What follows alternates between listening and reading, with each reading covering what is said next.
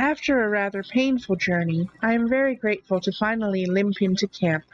I have just enough time to get myself tidied up for work, and I'm just about to peel off my filthy pajamas when I hear my catalog beeping. I have a message, but I can't tell who it's from. It's not from any of the contacts that Professor Popper programmed into it.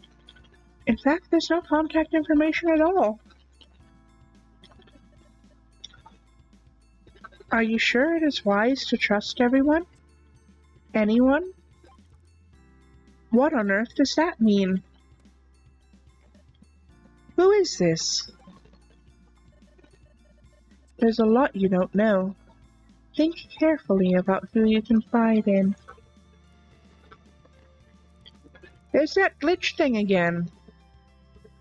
Before I can think of a reply, the messages are gone, and my catalog has no record of them.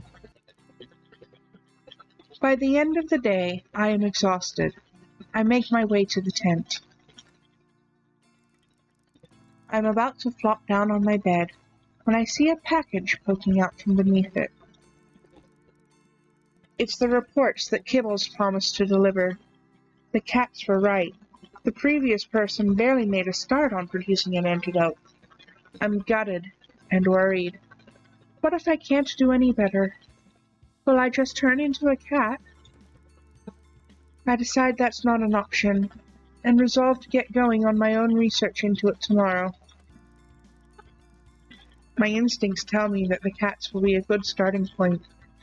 I have a feeling they know a lot more than they're prepared to tell me.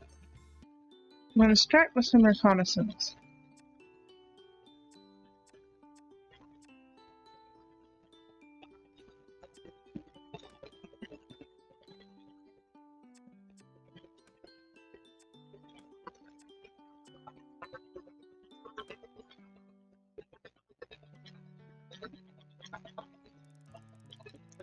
I've been staring at the back of his head for a long time now. Too long. I'm starting to feel creepy. I just don't understand it. All he does is sit in that chair by the dock, eating egg sandwiches and doing crossword puzzles. How does a man like that become the security guard for a place like this? As far as I can tell, his job consists of greeting the boat to make sure nothing unauthorized gets on or off of it, picking up supply deliveries, and occasionally taking a long, lazy lap of the island to make sure everything's secure. I wonder what he knows about the research that goes on here. If anything, he doesn't seem to be interested regardless. My interest consists of what's for dinner and when my next puzzle book's coming. When it's coming, you get it delivered. Comes with the mail. He's back to not looking at me again. The mail? You mean the parcels? And the letters, yeah. The letters? Who would go through the trouble of sending mail all the way out here when we have email? I laugh, but Zane looks very serious. It's safer sending mail the old-fashioned way. With email, there's viruses, hackers, worms, cyber terrorists. I get the feeling he's not very tech-savvy. Yeah, but anyone can open and read a letter, right? Not if I'm around.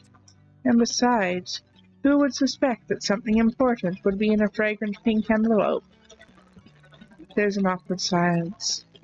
Of course, being my usual socially,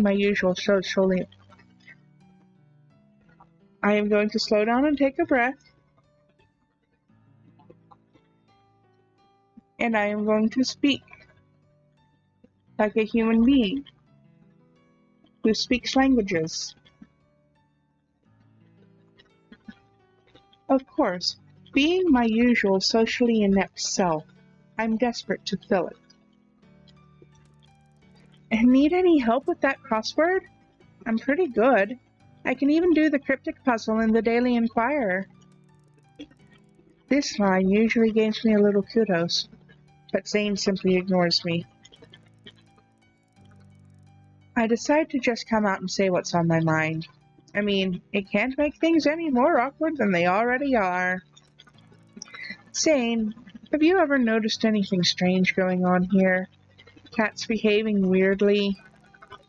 Zane suddenly looks up, his eyes looking straight on mine, unwavering and hard. No. Have you? Well, not exactly, but he's looking at me properly for the first time since we met. I have definitely captured his attention, but I'm too nervous to follow through. I'm just being silly. The lack of human company can get to me. It gives me daft ideas. Such as... He's still staring at me, as though he's trying to read my mind. Sometimes when I'm out tagging, I feel they're playing games on me, like children, hide and seek, that kind of thing. Some of those cats may be cleverer than any of us give them credit for. Now it's my turn to be intrigued. In what way? They know when to stay out of the sun. You're going pink. The moment, if there was one, is over. I decide maybe Zane wasn't the best person to talk to about my concerns. Feeling unwanted and slightly dejected, I decide to head back to camp. I stand up and brush the sand off me. What's a 5-letter word for solitude? Alone. Zane silently scribbles in his book as I leave.